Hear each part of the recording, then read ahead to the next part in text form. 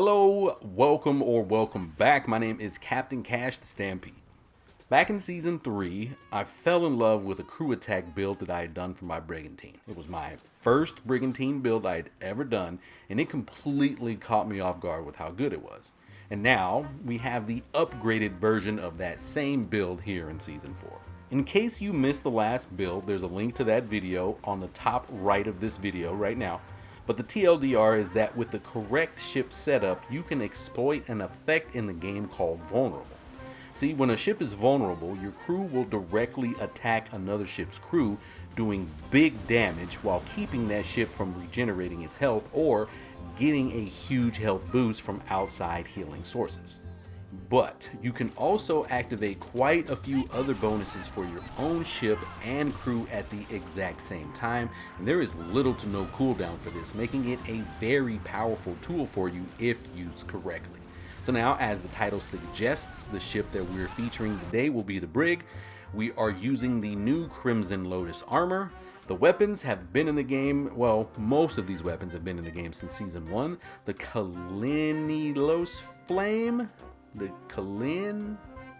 Elos Flame 3, Basilisk 3, Zamzana 3, and a new addition to last season, the Little Grace 3. We had the Little Grace 1 and 2 in Season 2, but the Little Grace 3 popped up last season.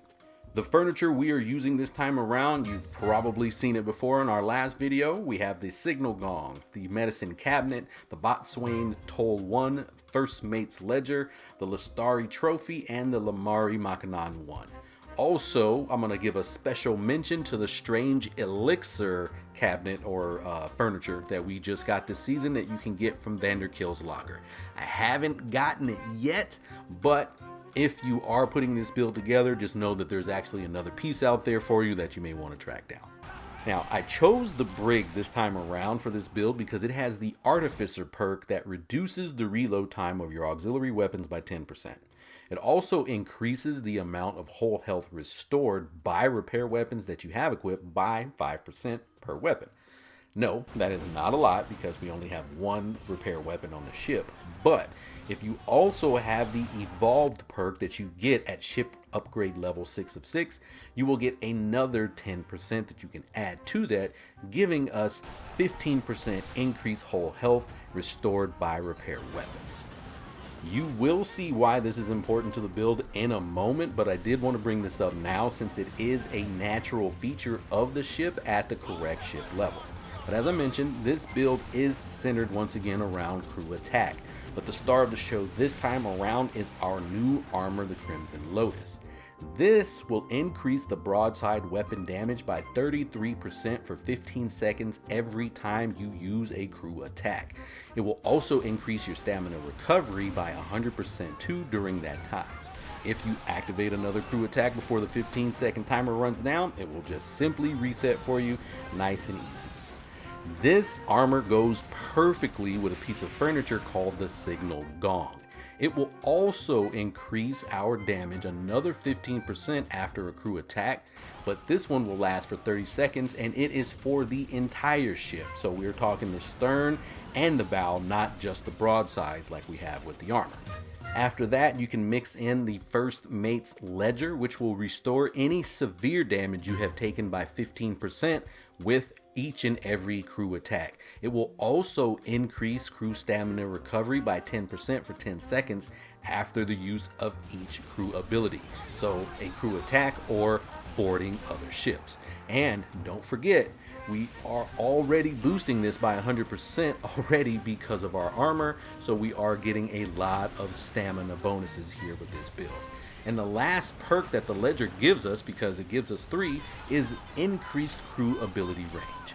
Now, the next piece of furniture is the Botswain's Toll 1. This will increase the charge rate of the crew attack ability by 6% and will increase the crew attack ability itself by 7%. And anytime you're out of combat, you'll restore an extra 5% crew stamina per second.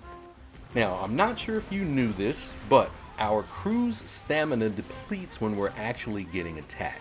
But the Medicine Cabinet furniture will reduce this effect by 20%, and will increase crew stamina recovery by 8% when we are in combat. So we have one that helps when we're out of combat. This one helps us when we're in it, while also giving us an increase to our max stamina at the same time. We can boost the crew attack ability damage even more with the Lestari trophy furniture piece. Adding in another 7% here will give us a total of 14% increased crew attack damage. The Lestari trophy also boosts our cargo capacity by 8% and increases our acceleration by 7%. Not too important, but just wanted to let you know it's there. The last piece of furniture here is going to be the Lamari Makanan 1. This will increase the crew stamina recovery speed another 13% and increase the max stamina by 5%. Yet again, here we are boosting our stamina. We also get a boost to Torn Sail's charge speed, but this is just another thing that really isn't too important for what we're doing overall. For our weapons, we're featuring a all blue set because this particular set of weapons increases the charge rate of the vulnerable effect, aka the crew attack, by 50%. The bow has the Kalinikos Flame 3, yeah, I'm going with that. The broadsides have the Basilisk 3, and the stern has the Zamzama 3. And you will see that each and every one of these has a perk called Raider, which controls the charge rate of the vulnerable effect I just mentioned. Eagle-eyed pirates may also have noticed that the broadside weapons include a perk called Piercing 2, which will help attack the barrier for this season's boss. He is constantly using that.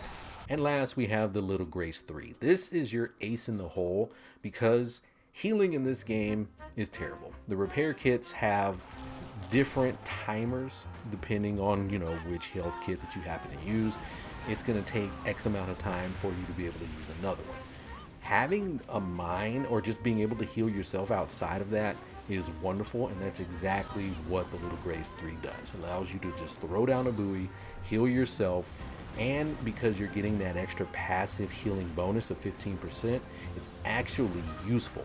I tried the same build with the Brigantine, but I couldn't heal myself enough with the Brigantine because it doesn't have any bonuses for healing. The Brig does. And since it does, I didn't have to waste a furniture slot on trying to buff any of the healing that I was getting from the Little Grace. It just does it naturally, which is why I believe it is a perfect complement to this build. But you do you. If you happen to not like the healing aspect of this and you would prefer to use rockets or prefer to use mortars or anything else, that's okay. But that's just the mindset going into this entire build. Now, like I said at the beginning of this video, with the Brigantine, I fell in love with this build. It is very aggressive, very active, and because ramming is one of the main things you can do in the Brigantine, it really added in another layer of my attack. I could come in with the flame, ram a ship, and then just proceed to hit them with my broadsides until the crew attack meter filled up.